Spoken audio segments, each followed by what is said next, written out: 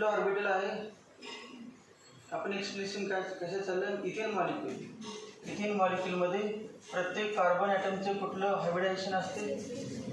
Ethane molecule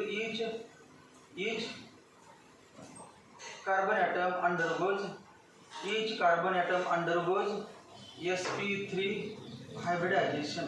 sp3 हे sp3 hybrid orbital आहे. हे पण sp3 हायब्रिड ऑर्बिटल. हा जो आकार आहे त्याचं नाव सांगा तुम्हाला माहित आहे? सिलेंड्रिकल. म्हणजे सिलेंड्रिकल म्हणायचं. तर बलून आहे या ठिकाणी कमी बरोबर आहे. या वेळेला कमी लहान आहेत, मोठा उठ गेला. या वेळेला कमी मोठं. एवढ्या भागात बघा, एवढा तर भाग बघा. इथे समजा एवढा आपण घेतला असता अप्रॉक्सिमेटली. मग सिलेंडरसारखं वाटते का? वाटते एवढा भाग तर सिलेंडरसारखा वाटते ना. दोन बलून इकडून कसं बलून गेलेलं असं या वरतीनं इकडून बलून आहे दिसतो का? Approximately cylindrically symmetrical. अबाउट कोणावर सिमेट्रिक आहे? हा ॲक्सिस नाही. दिस इज ॲक्सिस ऑफ सिलेंडर. याला काय म्हणतात? ॲक्सिस. सिलेंडरचा ॲक्सिस. याचं नाव काय? Axis of cylinder. सिलेंडर म्हणजे कळत नाही तर डबा समजा. या सेंटरमधून पास आडवा डबा केला आहे. सेंटरमधून पास होणारी लाईन म्हणजे काय? ॲक्सिस. ते न्यूक्लियस आहे त्या कार्बनचं न्यूक्लियस आहे समजा. आणि सिलेंड्रिकली सिमेट्रिकल. दुसरं वाक्याला डायग्रामवरून काल काढले डायग्राम याच्यावरून काढले. लक्ष ठेवा असे सिलेंड्रिकल दिसतं. As a direct consequence of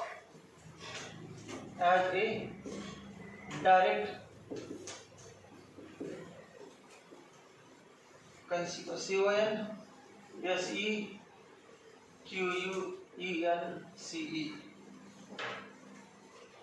of coaxial overlap of orbitals. Coaxial overlap of orbitals as a direct consequence of coaxial overlap of orbitals, comma, a sigma bond is cylindrically symmetrical. A sigma bond is cylindrically symmetrical.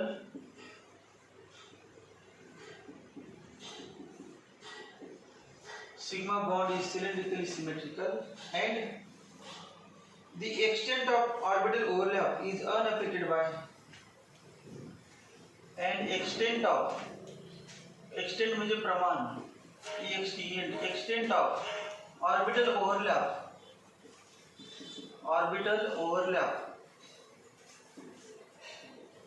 extent of orbital overlap is unaffected by rotation about single bond. Is unaffected by rotation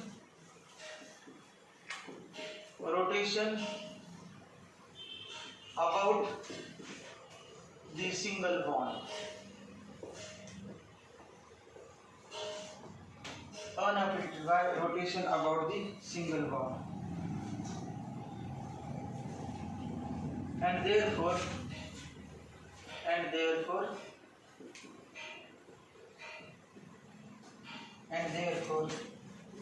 CC bonds undergo rotation. And therefore C-C bonds undergoes rotations.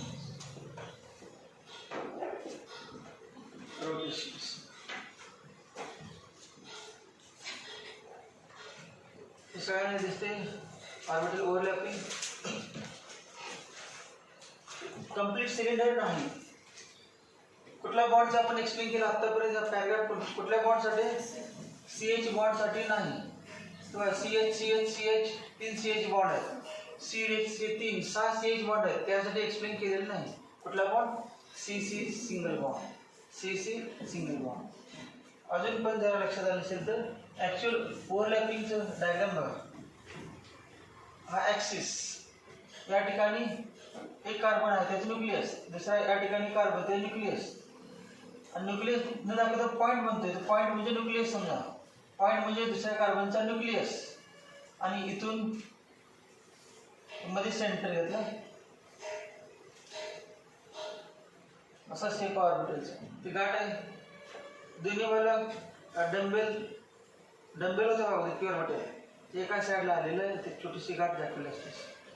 इकडून पण दिसेल बघा.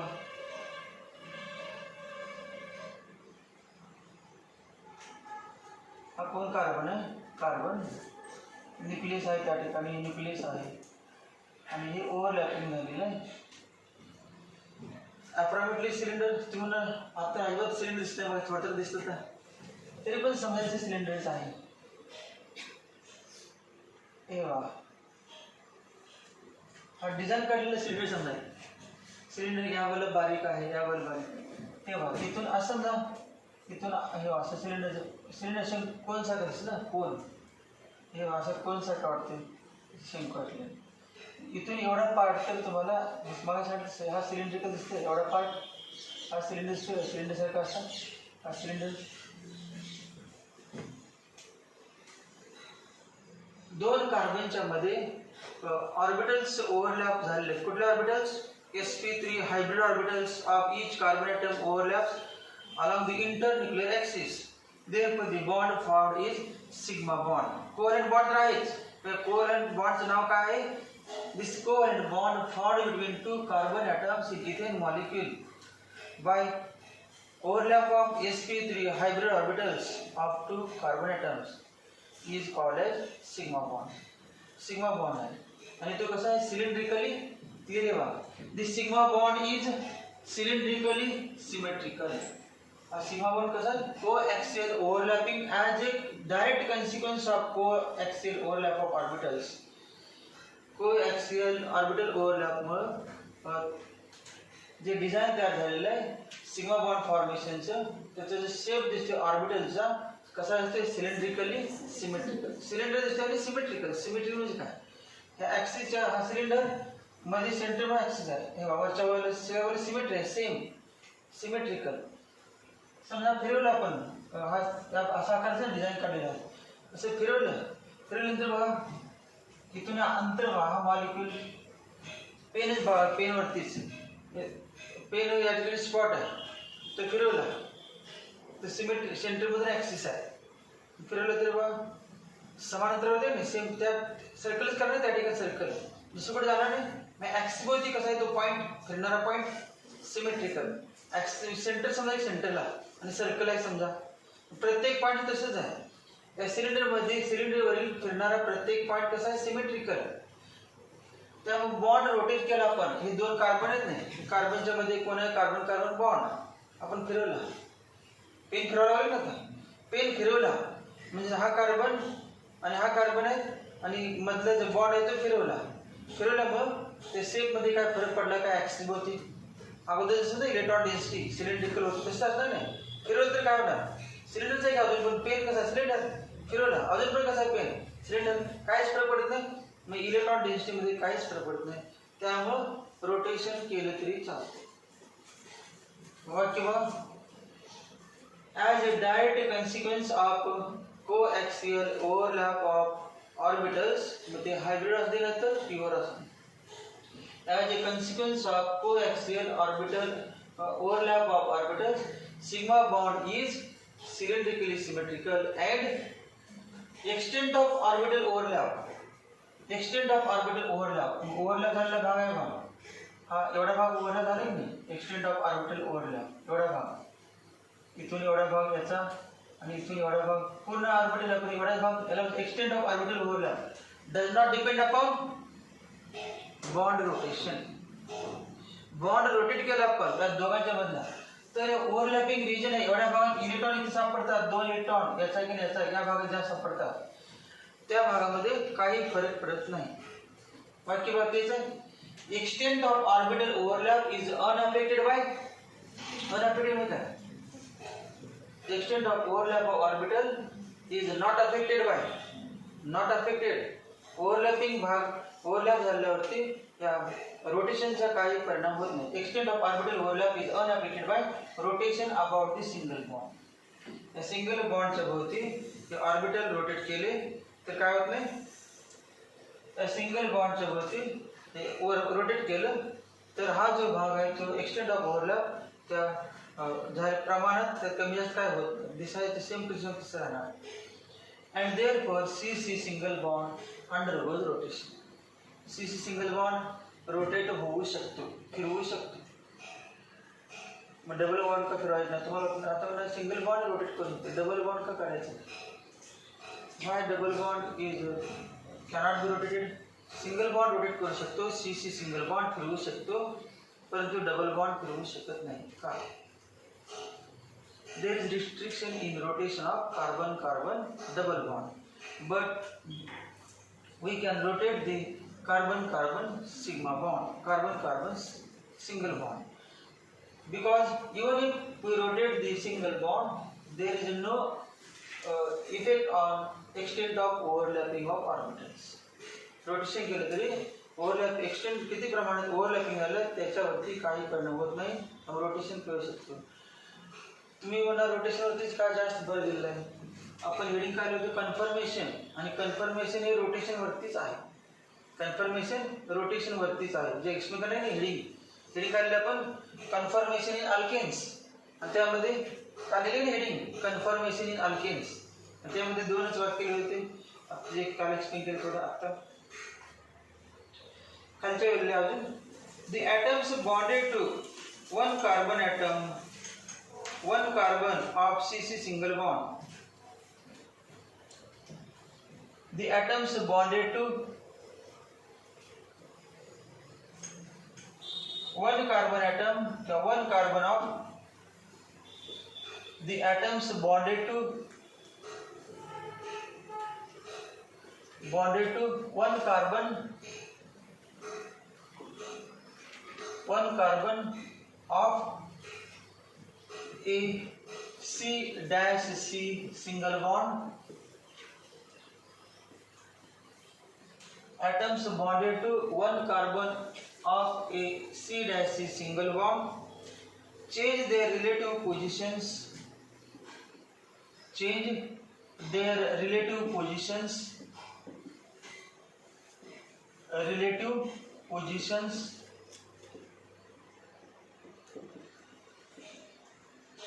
Change their relative positions with reference to the atoms on other carbon. With reference to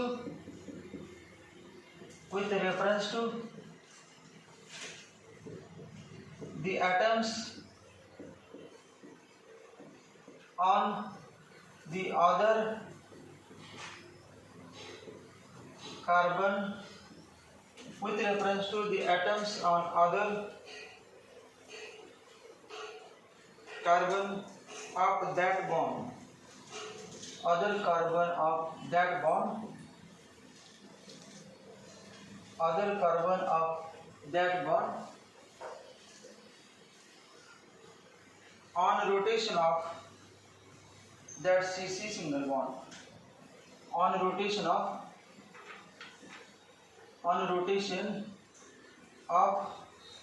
that CC single bond, CC single bond.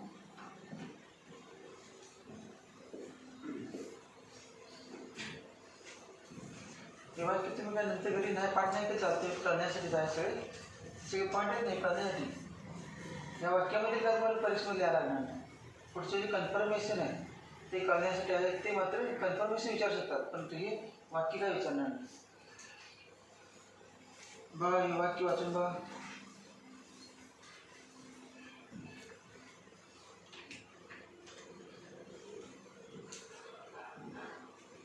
ते दाखवता येणारच नाही, ते imagination करायला आहे तुम्हाला. तरी पुन्हा अगोदर पॅराग्राफ वाचून बघा. तू पॅराग्राफ वाचून बघा.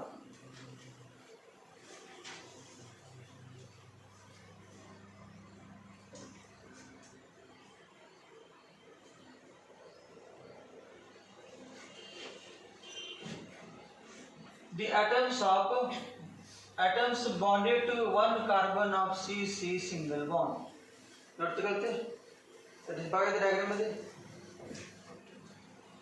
हे काय सांगा हा मार्कर मध्ये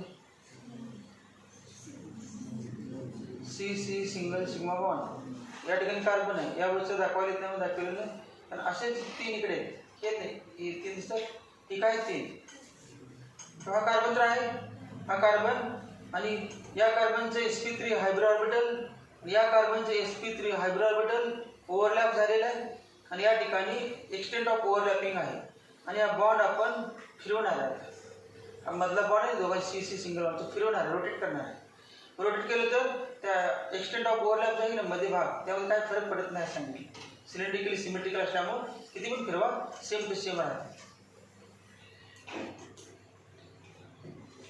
आता हा ॲटम फिरवायचा कुठला ॲटम हा कार्बन एक कार्बन ॲटम इथं कार्बन या ठिकाणी आहे या कार्बनला CH बॉन्ड किती दिसतात का C इथे H समजा CH तीन बॉन्ड दिसतात अँगल किती आहे सांगा बरं 109 डिग्री 28 मिनिट 120 नसतं 120 प्लेन मध्ये असतं एका प्लेन मध्ये नाही प्लेन मध्ये कुठं आहे ही अस्त्रिकीकडे आहे यावर त्रिका यावर प्लेन नाही प्लेन कुठे होते बघा नाही प्लेन होत या दोघांचं प्लेन होतं या दोघांचं प्लेन तिघांचं कुठं प्लेन होते तिघांचं चौघांचं प्लेन तर होतच नाही हा अँगल 109 डिग्री 28 मिनिट असतो हा अँगल हे सगळे अँगल कुठला पण अँगल या बाजूचा अँगल कुठला सगळे angle The atoms bonded to one carbon of C single bond. सांगा किती atoms आहेत मोजून सांगा. The atoms bonded to one carbon of C single bond. किती atoms आहेत? किती आहेत? तीन. ते त्याचं नाव आहे hydrogen. The atoms bonded to one atom of C single bond.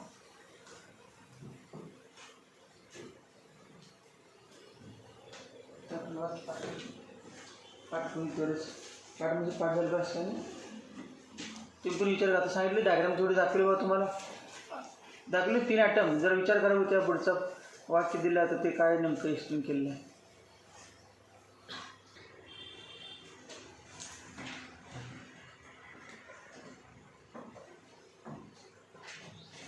संपूर्ण पॅरेग्राफ कळा असेल सगळ्यांना इमॅजिन केलं का फक्त मी तीन ॲटम सांगितले फिरवायचं तर रोटेट करायचा कार्बन इथं म्हटले बघा The atoms bonded to one carbon of C single bond. इधर भी सांगितलं होतं मी change their relative positions with reference to change their relative positions with reference to relative म्हणजे तुलना करायची कोणाबरोबर या कार्बनचे तीन ॲटम बरोबर मग या कार्बनचे तीन ॲटम कसे असणार बघा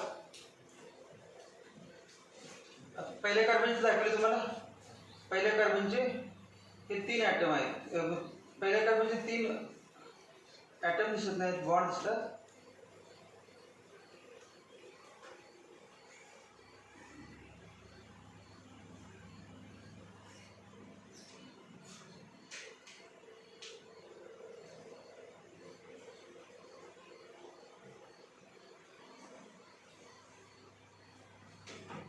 या वृत्तीने हा पहिला कार्बन खाली त्याचे तीन बॉन्ड CH बॉन्ड तसेच समजा या कार्बनची सध्या आहेत दाखवलेत नाही आपल्याला दाखवलेत नाही म्हणजे मला दाखवलेत नाही एका वेळेला या ठिकाणी तीन असे इथून एक असा आहे समजा सेम असाच या वेळेला इथून बघा या वेळेला खाली एक त्रिका तसं समजा या वेळेला खाली त्रिका सेम टू सेम असे इमॅजिन करा की या वेळेला जसं दिसते तसेच या वेळेला तीन 1 2 3 तसेच इथे वरती त्रिका यावर त्रिका आणि यावर त्रिका आता काय करणार आहे फिरवायचं आहे कुठला कार्बन एका कार्बनचे तीन ॲटम फिरवायचे एक कार्बन फिरवला आपण आता कार्बन फिरवला म्हटल्यानंतर बसलेच फिरणार हा कार्बन फिरवला कार्बनला तीन बॉन्ड आहेत मग कार्बन आपण कार्बन स्फिअर आहे बॉल आहे ते बॉल आपण असं फिरवला जेव्हा कोण बॉन्डच फिरवला पण हे फिक्स करायचं इथून इथे हे फिरवायचं या बाजूस फिरू द्यायचं नाही तेवढेच फिरवायचं हा बॉन्ड आहे बॉन्ड मध्ये कोण फिरवायचे तीन फिरवायचे मग आता बघा फिरवल्यानंतर अगोदर इथे होता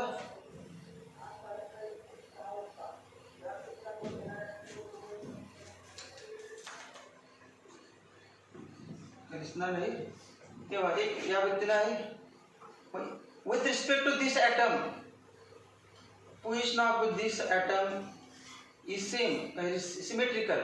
आता हा फिरवला आणि हा फिरवून कुठे गेला असं फिरवल्यानंतर तर असं पडणारच खाली. हे कुठे येणार बा इथे येणार फिरल्यानंतर असं ती काय अशी इमॅजिन करा असे बोटात तीन वरती असं या व्यक्तीने फिरवल्यानंतर बा हजार वर आला पटला बा दुसरा या मला खाली होता का नाही तो हा वरती होता तो पलीकडे गेला आणि या तुमच्या वर होता तो वरती आला आणि त्यावर होता तिकडे आला तिथे असं समजायचं. पण या ठिकाणी फिक्स आहे एकाच घेवा एका आयटम्स घेतो तुम्ही तिघं पण फिरतात कळते तुम्हाला एक बघा दोन्ही साईडला पण घेतो जरा जास्त लक्षात राहा अजून एक एक घेतो जास्त घेता येत नाही हे बघा अहो तसे एक एक समजा किती बॉन्ड तसे 1 2 आणि 3 तसे आम्हाला 1 2 आणि 3 आहे एक बघा आता हे ॲटम रोटेट करणार कुठला carbon 1 carbon of C single bond rotated तेव्हा बघा हे कुठे आलं अँगल किती सांगा आता बघा दोघांना अँगल किती सांगा इकडून बघायचं किती अँगल सांगा समोरून बघा तुम्ही पॅरलल का दोघे एकमेकाला पॅरलल दिसतात का याच्या बरोबर पाठीमागे गेला तो अँगल किती आहे तुम्हाला अँगल कसं समजायचं समोर तुम्हाला भेटलं तर याच्या बरोबर पाठीमागे तो आहे का दिसत नाही म्हणजे अँगल 0 म्हणायचं अँगल किती 0. आता बघा हा फिरवला किती अँगल वर दिसतो तुम्हाला अँगल आता पेन दिसायला पाठीमागचा थोडासा पाठीमागचा तर फिक्स आहे पण हा फिरवला किती अँगल मध्ये फिरवला 30 पुढे 30 आता सांगा किती अँगल फिरवला अगोदर असा होता ना उभा व्हर्टिकल नव्हता पण असा होता तो 90 मध्ये फिरवला 90 with respect to this with respect to the atoms bonded to one carbon atom of C single bond change their relative position atom इथं होता आता कुठे गेला या वळी गेला आता कुठे गेला या वळी खाली आला आता कुठे या वळीला change their relative position with respect to with reference to काय change their relative position with reference to atoms of other carbon हे other carbon जे 3 ॲटम आहेत त्याच्या रेफरन्स मध्ये या कार्बनचे 3 ॲटम आपले पोझिशन्स बदलायला लागलेले आहेत एवढेच वाक्य आहे दुसरं काय हे जर व्यवस्थित दिले with reference to atoms on other carbon of other म्हणजे समजा तुम्ही तुम्ही घरामध्ये कार्बन आहे बघूया तिथे नाही अदर इथलं याला लागून bond other carbon atom of that bond म्हणजे या बॉन्डचं तर दुसरा इथलं तुम्ही म्हणणार मिथेन मॉलिक्यूल त्याचा कार्बन काय संबंध आहे other carbon atom of that bond कधी on rotation of C single bond rotate केला तेव्हा याचे ॲटमची पोझिशन या कार्बनवरच्या ॲटमच्या with reference to atoms on the other carbon atoms on this carbon change their positions कालवा पोझिशन चेंज होतात. दुसरं वाक्य हे सगळं कसं चाललंय कन्फर्मेशन अजून कन्फर्मेशन शब्द दिला पण त्याचं नेमकं काय झालेलं नाही. आपण वेगवेगळे वेज डॅशच्या अगोदर कुठलं होतं सांगा त्या ठिकाणी अगोदर चॅप्टरमध्ये होतं वेज डॅश ते अगोदर कुठलं होतं वेज डॅशच्या अगोदर तर पहिल्यांदा वेज डॅश होतं दुसरं काय होतं फिशर अजून त्या पुढचं न्यूमन प्रोजेक्शन मग आता न्यूमन प्रोजेक्शनसाठी चालेल हे सगळे सुरू आहे ते कशासाठी आहे न्यूमन प्रोजेक्शनसाठी चालेल. न्यूमन प्रोजेक्शनची एक्सप्लेन करायची नाही मग त्यासाठी माहिती आहे. न्यूमन प्रोजेक्शनमध्ये सर्कल अँड डॉट काढतो का बरोबर circle and dot Newman projection circle and dot मग तेच कन्फर्मेशन्स आहेत त्यांनाच कन्फर्म ही रोट केले त्याला वन कन्फर्मेशन 30 डिग्री रोटेट केलं वन कन्फर्मेशन 60 मध्ये रोटेट केलं अनदर कन्फर्मेशन 90 डिग्री रोटेट केलं दुसरं कन्फर्मेशन 120 मध्ये रोटेट केलं तिसरं असे किती लाखो कन्फर्मेशन प्रत्येक थोडा अँगल 1 डिग्री 360 फिरायचं नाही मग थोडंसं 1 डिग्री फिरला with respect to other carbon position change with respect to these 3 atoms positions are change. लिहा पुढचं वाक्य the atoms bonded to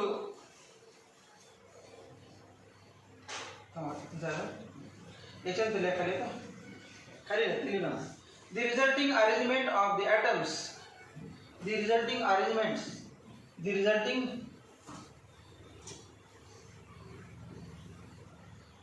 arrangement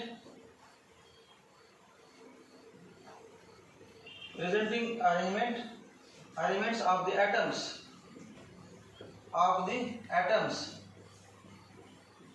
resulting arrangements of the atoms in space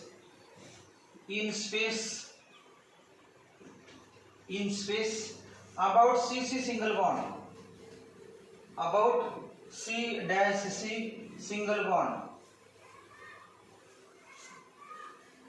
the resulting arrangements of atoms in space about C single bond are called conformations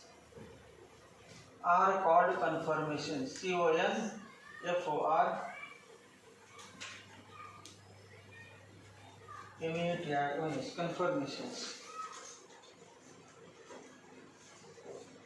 हे confirmation किती असतात का असे वेगवेगळे space मध्ये डिझाइन किती असणार असे इन्फिनिटी इन न्यूमरेबल म्हणजे काय न मोजता येणार लिहा खाली innumerable conformations results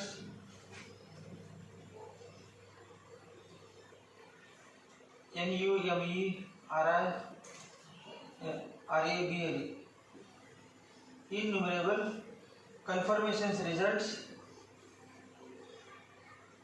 conformations results म्हणजे infinite number of conformations तो शब्द दिला innumerable conformation results on complete rotation of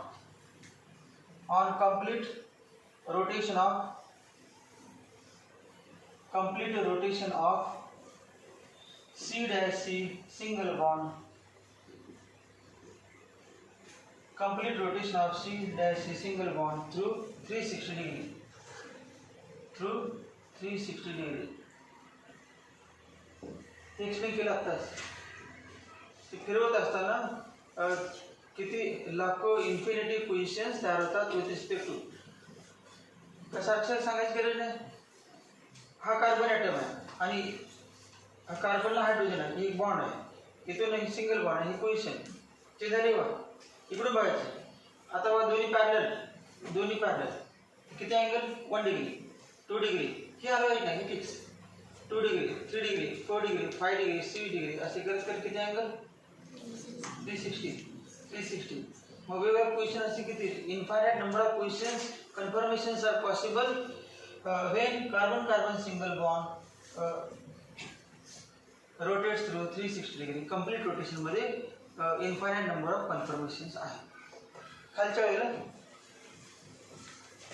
इथे निवांत केलेले पण in chapter 14 you have learn about isomerism हे कन्फर्मेशन्स म्हणजे वेगवेगळं आयसोमर्स मध्ये आपण तसंच प्रकार आयसोमर्स म्हणायचं फक्त कन्फर्मेशन म्हणायचं आयसोमरच्या ऐवजी काय म्हणायचं पहिलं होतं पॅरलल होते तेव्हा ते पहिले कन्फर्मर पुन्हा थोडं चेंज झालं दुसरा कन्फर्मर तिसरा कन्फर्मर असे लाखो conformers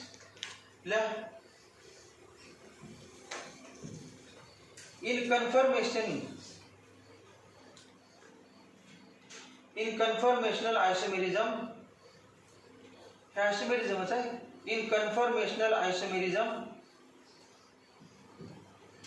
in conformational isomerism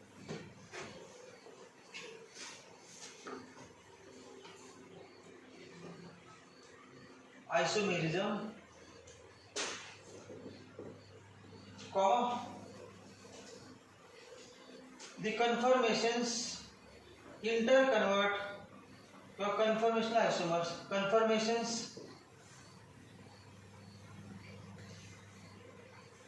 the conformations interconvert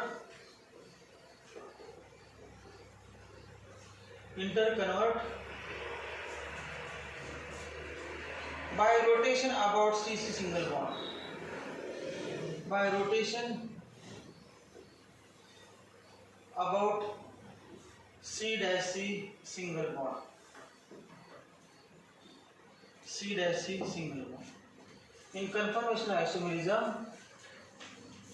स्टेरिओआयसोमेरिझम होतं आपलं. स्टेरिओआयसोमेरिझम दोन प्रकार पडले, स्टेरिओ आणि स्ट्रक्चरल. स्टेरिओआयसोमेरिझमचे दोन प्रकार पडले सांगा पुन्हा. झालं नाही ते विचार का नाही, आपण झाले ना. स्टेरिओआयसोमेरिझम प्रकार सांगा. जॉमेट्रिकल आणि ऑप्टिकल. स्पेसमध्ये अरेंजमेंट जॉमेट्रिकल आयसोमेरिझम. आणि पुन्हा स्ट्रक्चरल आयसोमेरिझम. स्ट्रक्चरलचे झाले भरपूर, पण स्टेरिओआयसोमेरिझम झाले नाही. ते आपण त्या 14व्या चॅप्टरमध्ये झालेल्या मी सांगितलं, परंतु फक्त नावं झाले, डिटेलमध्ये झालेली. स्पेसमध्ये अरेंजमेंट बदलली की म्हणायचे कन्फर्मेशन्स बदलले. स्पेसमध्ये अरेंजमेंट बदलले की आयसोमेर्स बदलले. In conformational isomerism the conformations interconvert by rotation about C dash C single bond. Conformations, पहिलं कन्फर्मेशन तुम्हाला काय म्हणायचं सांगा. कन्फर्मेशन आपण काय म्हणूया, या दोघांमध्ये अँगल किती 0. तसे सांगा का दुसऱ्या, या दोघांमध्ये अँगल किती 0च म्हणायचं. दोन असं प्लेन म्हणायचं पॅरलल. नंतर या दोघांमध्ये अँगल किती 0, म्हणजे याला म्हणायचं पहिलं कन्फर्मेशन. आता काय केलं, हे व्हर्टिकल दिसत आहे, हे रोटेट केलं आणि बरोबर मध्ये आणलं. किती अँगल सांगा. आता दोघांच्या मध्ये आपण 120 म्हणूया. 120 नाही, पण असं व्हर्टिकल फिरवलं तर हे 1 आहे. नंतर हे व्हर्टिकल आहे, पुन्हा इथे घेतलं आपण आणि इथे सर्कल, पूर्ण सर्कल पडलं तर किती व्हर्टिकल आहे. व्हर्टिकल आहे असं तरी काय, पण तुम्ही असं समजा की कधी बघ तरी काय, पण समजताना तुम्ही असं समजा किती अँगल 0. आता बघ असे फिरवत फिरवत फिरवत आपण इथे झालं किती 120 नाही असं या व्यक्तीने तरी काय बरोबर आहे, पण आपण असं 120 म्हणायचं. बघताना आपल्याला काय दिसणार आहे, अगोदर 0 होता तेव्हा किती अँगलमध्ये ते 0 होतं, तर किती अँगल 120 आणि नंतर हे पण 120. तिघच नाहीत का, एक व्हर्टिकल 120, पण या ठिकाणी 120 फक्त तिरक्यात या व्यक्तीनं या व्यक्तीनं या व्यक्तीनं समजायची होती 120 सेम 3 समान बाजू 120. किंवा कळलं का. कन्फर्मेशन आयसोमर्स आहे आणि कन्फर्मेशन आयसोमरमध्ये एकमेका इंटर कन्वर्ट होतात रोटेशन केल्यानंतर अबाउट कार्बन सिंगल बॉन्ड. याच्यानंतर खाली out of infinite conformations of ethane molecule. Out of infinite conformations of ethane molecule,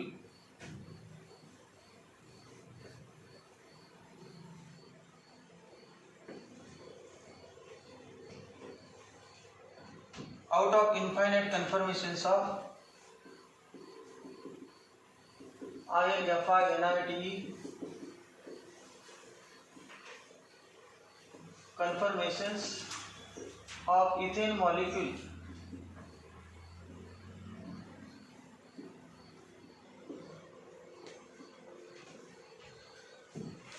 infinite आजपर्यंत आपण इन्फायनाइटचे कसं विचारायला 2-3 फक्त घ्यायचे. एक स्टॅगर्ड, इक्लिप्स्ड असे 2-3 नाव आहेत, तेवढे घ्यायचे, बाकी सगळे नाही घ्यायचे. स्टॅगर्ड, इक्लिप्स्ड हे 2 ते महत्वाचे. कॉमा 2 आर एक्स्ट्रीम, म्हणजे 2 are important, 2 are extreme, 2 are extreme, 2 are extreme, EXTREM. एक्स्ट्रीमचा आज इन्फायनाइटपैकी 2 आपण कसले करायचे ते इम्पॉर्टंट आहेत तसं म्हणतात. 2 are extreme and called staggered and eclipsed, and called staggered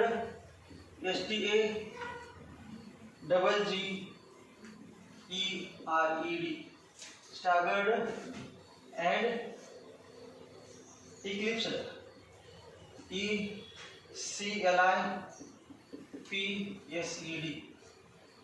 conformations, staggered and eclipsed conformations.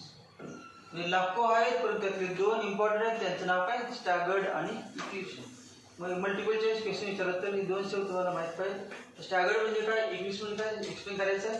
अँगलमध्ये फक्त फरक आहे स्टॅगर्ड आणि इक्लिप्समध्ये. खालच्या गेलेल्या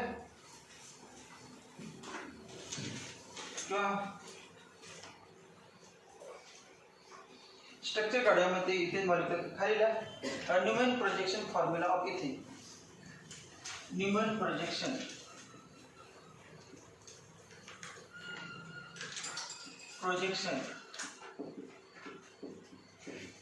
formula of ethane. Newman projection formula of ethane. तर जे होते त्या पॉइंटला त्याला लक्ष द्यायला हे वाई डॉट होता डॉट आणि डॉटच्या वरती काय सर्कल डॉटच्या वरती सर्कल होतं. डॉट म्हणजे काय सांगा बरं फ्रंट कार्बन ज्यांना जे नव्हते नाही शिवा हा मार्कर म्हणजे मार्करचा पुढचा तो काही नाही त्याला फ्रंट कार्बन म्हणा आणि मार्करच्या पाठीमध्ये बोर्डवर टच केलेला आहे त्याला म्हणायचं रिअर कार्बन लांबचा कार्बन. फ्रंट कार्बन कसं दाखवायचं डॉट आणि पाठीमागचं कार्बन किंवा पाठीमागचं कार्बन आहे या ठिकाणी दाखवायचं सर्कल पद्धत आहे ते. आता इथून किती बॉन्ड आहेत 3 कुठले CH बॉन्ड ते दाखवायचे समोर असतात पण समोर नाही डायरेक्ट फ्लायवर दाखवायचे. मग 3 बॉन्ड बघा समजा एक वट इथून हा एक आहे दुसरा बघा या व्यक्तीने झालं 3 बॉन्ड. अँगल किती समजा 109 म्हणायचं नाही कारण प्लेनमध्ये नाही का बोर्डच्या त्यामुळे 120 म्हणायचं. ते पुढे असे त्रिके बरोबर आहे ते त्रिके दुसऱ्या बघायला डायग्राममध्ये 120 म्हणायचं. मग हे काय CH आता पाठीमागच्या कार्बनचं बघा पाठीमागच्या कार्बनला पण 3 असे आहेत ना हायड्रोजन 3. मग आता असं म्हणजे आपण पाठीमागच्या कार्बनचा हायड्रोजन आणि या कार्बनचा हायड्रोजन समोर पडलं तर एकावर एक येतात असं समजा एकावर एक येतात. मग तेव्हा डायग्राम कसं काय लागूनच एकावर एक दिसणार नाही तुम्हाला नाही काढलं झिरो पडणार दाखवायचं थोडंसं वापरून बघायला पाहिजे पाठीमागून असं या पद्धतीने याच्या पाठीमागे दुसरा पेन थोडंसं बाजूला किंवा एका व्यक्तीच्या पाठीमागे दुसरी व्यक्ती उभारलेलं आहे म्हणून आपल्याला समोर कळलं नाही थोडंसं हालचाल केली तरीच कळते पाठीमागे कोणतं आहे तसे थोडेसे पाठीमागे आपण बाजू दाखवायचं इथून सेंटर पासून नाही घ्यायचं आता इथून घ्यायचं नाही हे वाच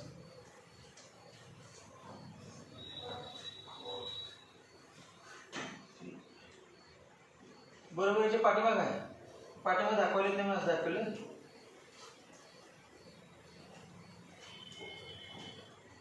अँगल किती सांगा आता एच आणि एच अँगल किती हा पुढच्या आणि पाठीमागच्या पुढच्या हे असं जायचं 0 यांच्यामध्ये 0. आता दुसरं कन्फर्मेशन हे असंच काढायचं मध्ये डॉट हे पहिला आहे ते असं फिक्स ठेवा आणि दुसरं आहे ते बदलूया. आता किती मध्ये फिरवायचं सांगा दुसऱ्याला नाही याच्यामध्ये आणायचं बरोबर मध्ये दोन्हीमध्ये 120 आहे तिकडे 120 अँगल आहे किती मध्ये 60 मध्ये मध्ये आहे पहिले सेंटरला 60 मध्ये करायचं बघा इथून डॉटेड काढायचं नाही इथून यावरती एच हे बघा मध्ये 60 मध्ये इथे येणार आहे एच आणि इथून मध्ये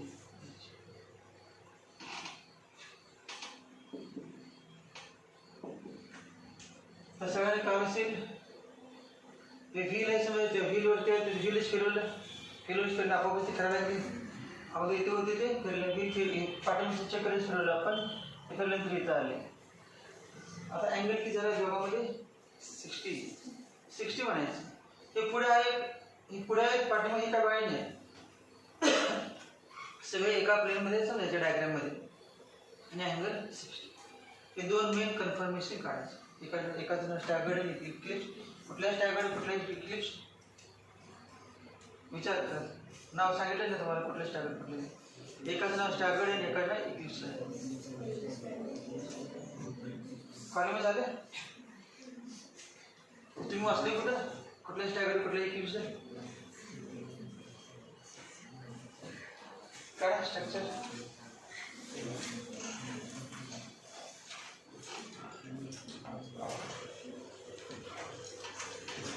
दुसरं लिहिलेलं आहे तसंच आहे जेव्हा पहिलं स्टॅगर्ड आणि दुसरं इक्लिप्स पहिलं स्टॅगर्ड आहे दुसरं इक्लिप्स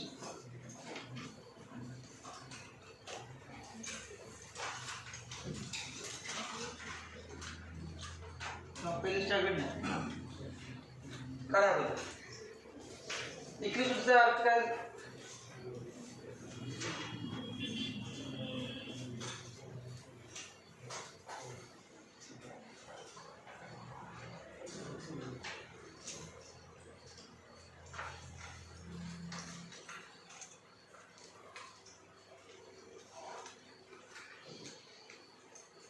इक्लिप्स मध्ये दिसणार का नाही पाठीमागचं दिसत नाही म्हणजे कुठले नाही पहिले ना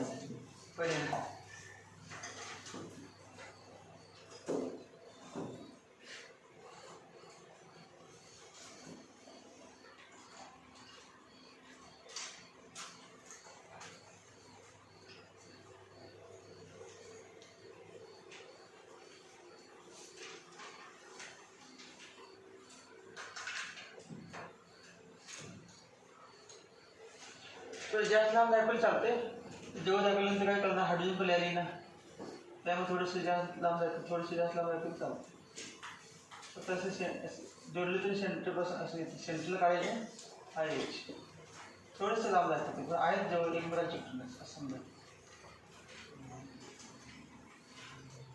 सेंटरमध्ये काढलं बघा सेंटर अप्रॉक्ट सेंटरमध्ये असं सेंटर नाही घ्यायचं जोडायचं नाही फक्त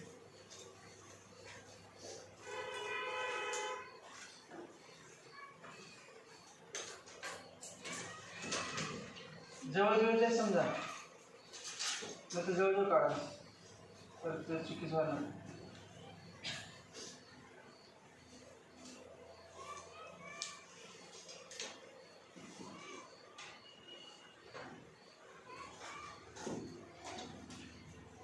लिहायचं नाव इक्लिप्स जे पाठीमागे दिसत नाही ते इक्लिप्स म्हणायचं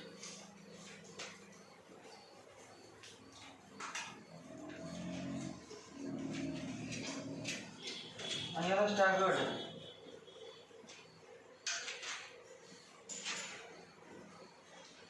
इक्लिप्स आणि staggered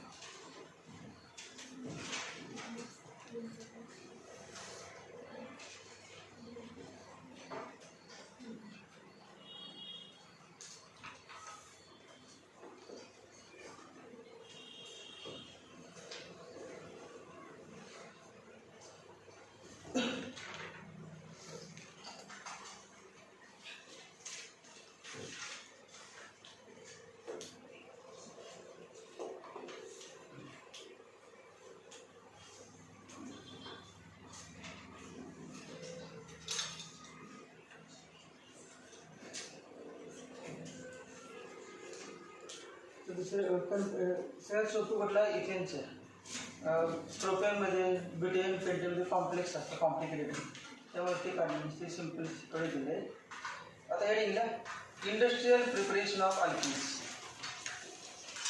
industrial preparation of alkanes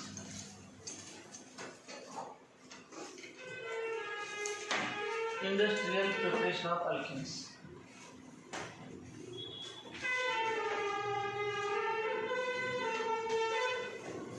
Industrial preparation of alkenes.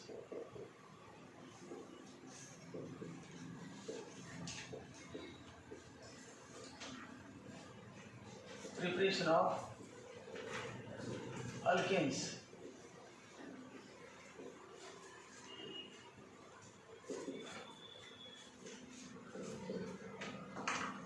Industrial preparation of alkenes.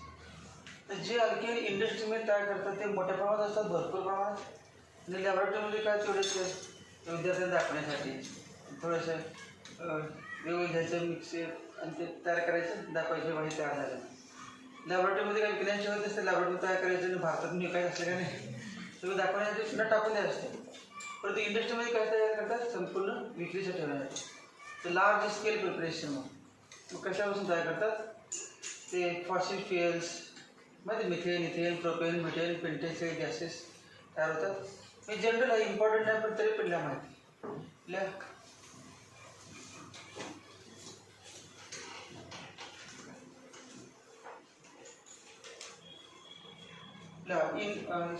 Small ए म्हणा याच्यामध्ये पहिला दोन प्रकार आहेत एक स्मॉल ए स्मॉल बी पहिला industrial source small A industrial source, industrial source, industrial source या माहिती. Crude petroleum, crude CRUDE, CRUD, crude petroleum, petroleum and natural gas, and natural gas, natural gas.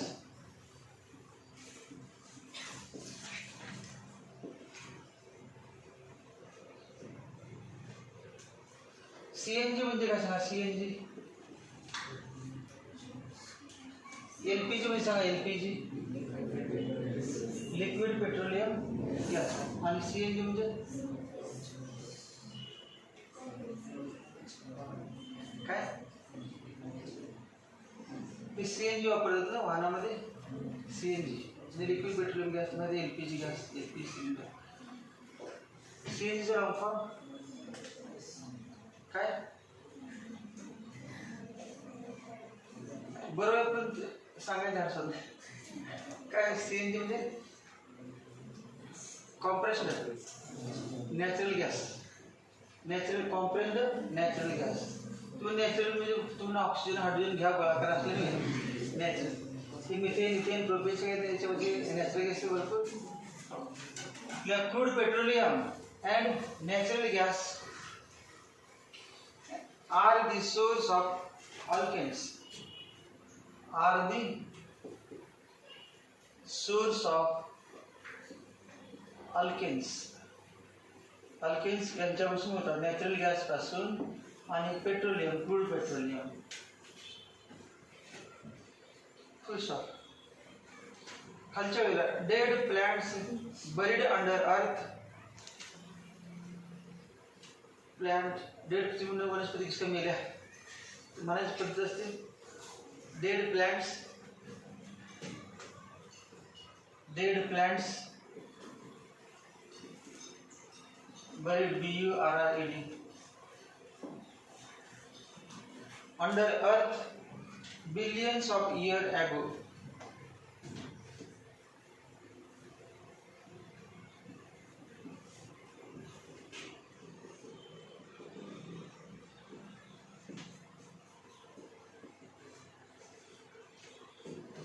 Dead plants buried under earth billions of years ago.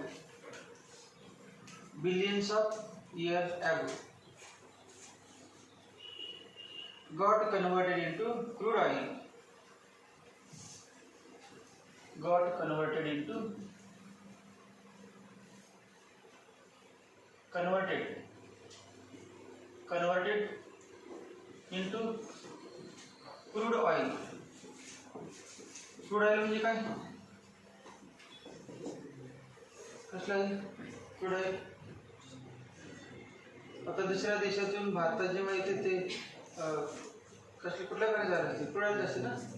आणि त्यानंतर पुन्हा काय करतात त्याचे conversion करतात petrol, राखेल, diesel पुन्हा कन्वर्जन करतात. म्हणजे प्युअर का इम्प्युअर. इम्प्युअर असते.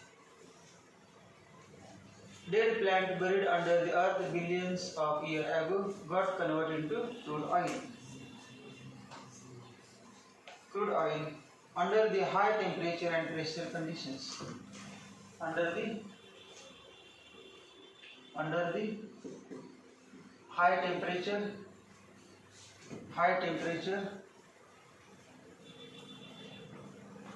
and pressure conditions.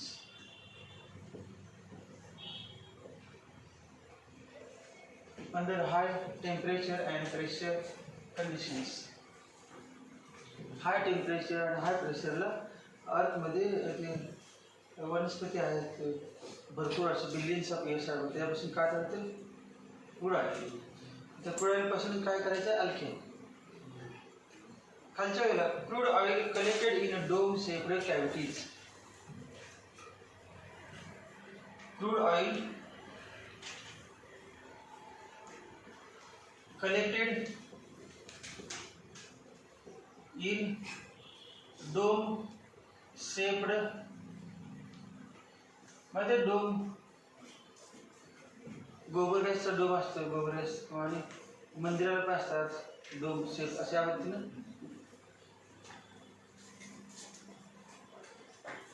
Crude oil collected in dome shaped cavities, cavity म्हणजे काय म्हणजे पोकळ असणार, cavities, cavities under the earth surface, under the earth surface, earth surface, under the earth surface, comma, which we call oil wells. म्हणजे विहीर त्याला नाही का कुठले सौदी अरेबियामध्ये, इराण, इराकमध्ये तेलाची विहीर नाही का ऑइलच्या तेलाची विहीर होते, पाण्याची पण तेलाची होते, त्या ठिकाणी विहिरीमध्ये तेल येते, त्या ठिकाणी कुठले जे रॉकेल, डिझेल, पेट्रोल, क्रूडच येणार, प्युअर नाही, प्युअर नाही येणार, प्युअर फॉर्ममध्ये असते या क्रूड ऑइलमध्ये. Under earth surface, comma, called oil wells, तेलाची विहिरी, ऑइल वेल्स. खालच्या वेळेला अल्केन्स आर ऑब्टेन्ड बाय, एवढी एकच वाक्य आपलं लक्षात, आपण अल्केन पाहिजे, बाकी काही लोक ही सगळी माहिती उपयोग नाही. Alkanes are obtained by fractional distillation of, हे इम्पॉर्टंट वाक्य एवढे. Alkanes are obtained by fractional distillation of, fractional distillation of. The method of purification method is now fractional distillation. Fractional distillation of crude oil in oil refineries. Crude oil in oil refineries. Oil refineries. REFINERES. Oil refinery म्हणजे मोठमोठे oil refinery असतात, ते alkane तयार करण्यासाठी, crude oil पासून alkane तयार करण्यासाठी refinery असतात. Alkanes are obtained by fractional distillation of crude oil in oil refineries. Fractional distillation शेवटी कधी 10वी झालं की नाही, फ्रॅक्शनल डिस्टिलेशन. आता डिस्टिलेशन म्हणजे काय, डिस्टिल वॉटर मध्ये ऐकून शब्द, डिस्टिल वॉटर म्हणजे काय, आता आपण दररोज पितो ते डिस्टिल वॉटर आहे, डिस्टिल वॉटर प्यायचे नसते. डिस्टिल वॉटर एकदम प्युअर असणार. समजा आपण एक व्हेसल घेतलं, त्यामध्ये पाणी घेतलं आणि पाण्याची वाफ झाली, ती वाफ इथून जोडलेलं ॲपॅरेटस आहे, ग्लास पाईप आहे, त्यामुळे काय वाफ झाली, वाफ आल्यानंतर वाफ येणार ते पाईपमधून, आणि पाईपमधून येत असताना त्याकडे असं पाईपच्या कडे संपूर्ण बाजूला बर्फ आहे, समजा कोल्ड कंडिशन, तर काय होणार, वाफेच काय होणार, तयार पाणी होतं, पाणी पण चांगलं घाण पाणी आहे. घाण पाणी म्हणजे विहिरीतील पाणी, त्यामध्ये मिक्स आहे ना, वेगवेगळे क्षार आहेत, वेगळे सॉल्ट आहे सगळे, मग ते पाणी फक्त पाणी जर वेपर झालं, प्युअर वेपर आहे पाहिजे, वेपर येणार पाईपमधून, त्या ठिकाणी काय करायचं, लिक्विड करायचं आणि ते भांड्यामध्ये कलेक्ट करायचं, त्यामध्ये कुठलंही क्षार नाही, प्युअर, मग त्यामध्ये डिस्टिल्ड वॉटर, डिस्टिल्ड वॉटर. कुठली नाव आहे डिस्टिल्ड वॉटर, मग आपण मेथडचं नाव काय, डिस्टिलेशन, मेथड नाव काय, डिस्टिलेशन. तर पाणी फ्रॅक्शनल डिस्टिलेशन म्हणजे काय, फ्रॅक्शनल, फ्रॅक्शन म्हणजे काय,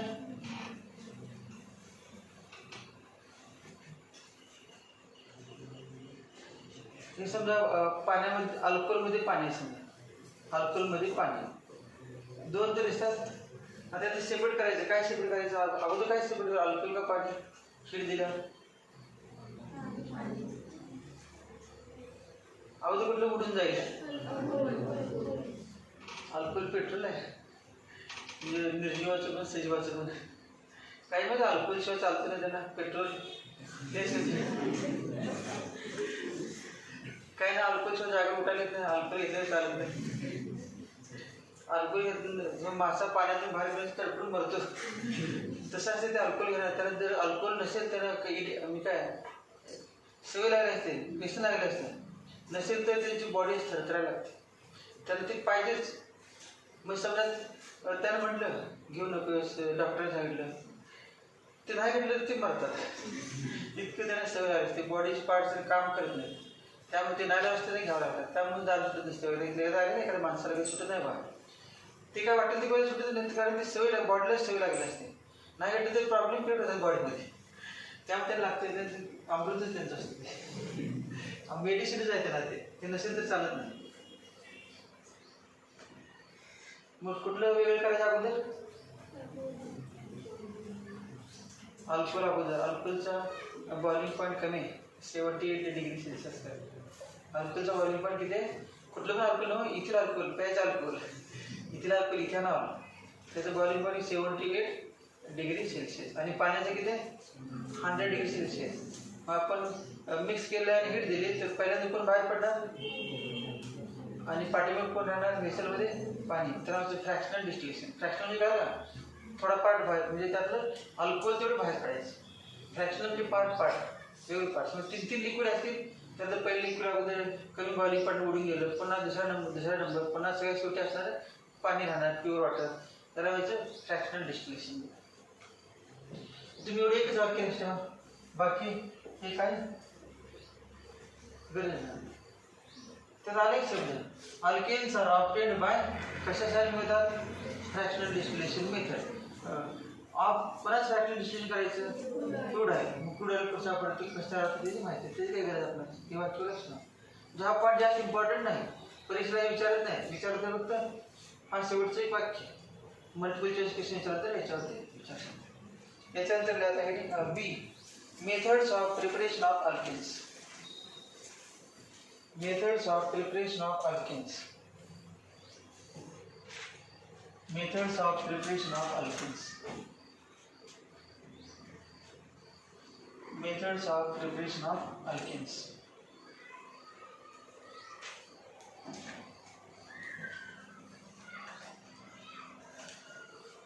Methods of preparation of alkenes. याचं नाव काय? बी. ए बी असले काय पुस्तकात ते नाव दिलं असतं नाही, म्हणून काय 1 2 3 4 म्हणत चालते. नाव मग तुम्ही ए बीच्या ऐवजी 1 2 लिहिलं काय 0 देत नाही. ते कसं म्हणजे नंबर टाकायचे असते, किती प्रकारचे 1 2 3 4 फर्स्ट सेकंड थर्ड कुठलं पण असेल चालते. Methods of preparation of alkanes. 12 मध्ये हाताळायच किंवा अल्केन असू दे किंवा अल्कीन किंवा अल्काईन आणि बेन्झीन, सगळ्यामध्ये काय असणार? Heading methods of preparation of alkenes. हे झाले की पुढे काय असणार सांगा? Methods of preparation of alkanes, methods of preparation of alkynes आणि methods of preparation of benzene. म्हणजे फिक्स ऑर्गॅनिक केमिस्ट्री म्हणजे हे आहेच. हे 11वी झालं. 12वी मध्ये halogen derivative of alkane, aldehyde ketone carbolic acid, aldehyde ketone carbolic acid, alcohol phenol ether, amines, हे सगळे चॅप्टर आहेत. त्यामध्ये पण हे आहेत methods of preparation of alkyl halide, methods of preparation of alcohol, methods of preparation of phenol, methods of preparation of ether, methods of preparation of aldehydes ketones carbolic acid, methods of preparation of amines. त्यामुळे हे विसरायचं नाही. हे heading त्याचं पुढचं काही होईल नाही होते तुम्हाला माहीत पाहिजे की methods of preparation, methods of preparation. तर प्रिपरेशन मेथड झाल्या परत काय करायचं? चॅप्टर संपत नाही. प्रिपरेशन मेथड करायचं झालं समजा अल्केनच्या, पुढे काय असणार सांगा आता? काय माहीत नाही प्रकाश ना. पुढे काय असणार? हे अल्केन कोणाकोणावर रिॲक्ट करून काय काय तयार करू शकते. हे अल्केन तयार केलं आपण, तयार केलं वापरायचं कुठं? त्याला म्हणजे केमिकल रिॲक्शन. पुढचा पॉईंट काय असणार? केमिकल किंवा केमिकल प्रॉपर्टीज. पहिला पार्ट काय सांगायचं चॅप्टरमध्ये अल्केन मधला पहिला पार्ट म्हणजे काय झालं विसरून जावा, आयसोमेरिझम, कन्फर्मेशन ते सोडून हा पार्ट काय methods of preparation of alkanes. Methods of preparation एक 7, 8, 9 आहेत मेथड्स ऑफ प्रिपरेशन. त्यातील काही 4, 5 12वीमध्ये पण ते इथे दिलेले नाही. ते 12वी चॅप्टरमध्ये होतील. काय प्रॉब्लेम नाही. 12वीच्या नंतर 12वीच्या बोर्डाच्या परीक्षेनंतर सीट असते. 12वीच्या नंतर चालते. तर तुम्हाला माहिती पाहिजे की 12वी पण आहेत अल्केन्स. त्या चॅप्टरमध्ये कळेल कुठल्या ठिकाणी आहेत. अल्डेहाइड कीटोन कार्बोनिक ॲसिडमध्ये आहेत अल्केनच्या प्रिपरेशनमध्ये 12वीमध्ये. या ठिकाणी काय 3-4 आहेत. नंतर केमिकल रिॲक्शन्स ऑफ अल्केन्स. पुढचा पॉईंट काय केमिकल रिॲक्शन्स ऑफ अल्केन्स. हे झालं तर काय केमिकल रिॲक्शन ज्यांना कळत नाही त्यांनी केमिकल प्रॉपर्टीज ऑफ अल्केन्स, ज्यांचं मराठी मिळेल त्यांनी रासायनिक अभिक्रिया. रासायनिक अभिक्रिया म्हणजे केमिकल रिॲक्शन्स. Chemical reactions. त्यानंतर केमिकल शब्द गेल्यानंतर दुसरा असतो physical properties of alkanes. Physical म्हणजे भौतिक गुणधर्म. फिजिकल प्रॉपर्टी हे किरकोळ असतात. Melting point, boiling point, solubility, पाण्यामध्ये विरघळती करणं, त्याचा वास, colour, odour, smell, colour, melting point, boiling point, solubility हे सगळे काय म्हणायचे फिजिकल प्रॉपर्टीज. एवढं झालं की मग युजेस. पहिल्यांदा फिजिकल प्रॉपर्टी असतात, नंतर केमिकल प्रॉपर्टी असतात, नंतर युजेस संपले की काय संपणार अल्केन्स संपणार. मग अल्केन्स संपले कुठे प्रवेश करायचा मग अल्किन्स. मग ते कॉमन वायुपेशन राहिलेच त्याबद्दल चार झाले सगळे आपले कॉमन वायुपेशन. नंतर अल्किन्स. मग अल्किन्समध्ये असंच म्हणायचं methods of preparation of alkenes. नंतर काय म्हणायचं methods of chemical reactions of alkenes. नंतर काय म्हणायचं फिजिकल प्रॉपर्टीज ऑफ अल्किन्स. त्यानंतर युजेस ऑफ अल्किन्स. संपलं अल्किन. आता पुढचा अल्काइन्स. अल्काइनमध्ये methods of preparation of alkynes, methods of preparation of chemical reactions of alkynes, physical properties of alkynes आणि uses of alkynes.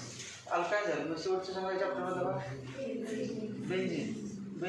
Methods of preparation of benzene, chemical reactions of benzene आणि काय physical property काय ज्या दिलेल्या आहेत physical property आणि uses. याबद्दल सगळं आपल्याला प्रत्येक पाठ केमिस्ट सेकंडमधील 12वीचं पुस्तक मोठं आहे. निम्मा पुस्तक केमिस्ट सेकंड आहे. 11वी तो माहिती आहे छोटाच भाग आहे बा. 11वी भाग ते म्हणून एकदम थोडा आहे. आता वही तुमची भरली बरोबर आहे, परंतु या ठिकाणी थोडंच आहे. तेव्हा एवढा पाठ फक्त केमिस्ट सेकंड आहे की ते बघा एवढंच आहे, जास्त नाही. तेव्हा इतका आणि इतकं बाकीचं आहे. मग 12वीमध्ये ना निम्म केमिस्ट सेकंड आहे, निम्म जे पुस्तक आहे ना मोठं त्यामध्ये निम्म केमिस्ट सेकंड आहे, निम्म केमिस्ट्री फर्स्ट. त्यामुळे केमिस्ट सेकंड इम्पॉर्टंट. 11वीमध्ये कमी दिसते म्हणून कमी इम्पॉर्टंट म्हणा. सगळ्यात इम्पॉर्टंट जे असतं केमिस्ट्री सेकंडच आहे, ऑर्गॅनिक केमिस्ट्री. त्यांच्या फक्त प्रिपरेशन मेथडचे हेडिंग पण आहे. तुम्ही प्रोसेस कशी लक्षात ठेवायची